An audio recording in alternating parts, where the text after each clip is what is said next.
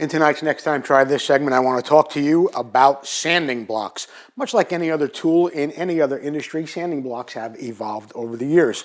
This is your old style block you might see in a body shop in the 50s and the 60s and the 70s. Of course, it is just flat, and if you wanted to sand the side of a car, a van, anything with a flat surface, this would be the tool that you would use. As time went on, we began to use things like this. It's a soft sanding block. It does twist a little bit, you can contour it, but after a while, it doesn't really go back into shape, and if you're sanding things like flat surfaces on certain gas tanks, or even tanks with a compound curve, like an Elsinore tank or Husqvarna tanks, it may not always give you the shape that you want once you put your sandpaper on it. What I've been using recently, and I've discovered, are blocks like this. They have slots in them that go side to side or back to front, however you look at it, and you can bend them and they pretty much stay in that shape. They come in different sizes. I've got two here, but they actually come a lot longer than this.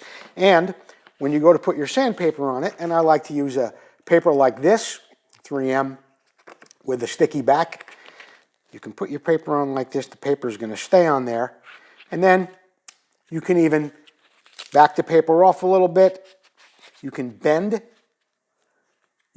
that sanding board, and you can keep that shape. Works great on things like Elsinore tanks, or any tank at all, any kind of shape that you might have, where you want to make sure that it's getting the curve. It also works great going this way, so when you bend it, you can bend it as much as you need to, and apply your paper, and you're going to be sure that you hit the surface that you're looking to sand. This is also a great way to sand anything else that you might be working on your bike or any other project, whether you're doing a frame, whether it's a swing arm, whatever little parts you might have. A sanding block is going to save you a lot of time. You're going to get better use out of the paper, better use out of your time, and you're not going to take as much skin off your hand as you normally would if you didn't use a sanding block. So get a hold of me and I'll tell you where I got these. I'll give you the name of it and you can get some for yourself. Next time,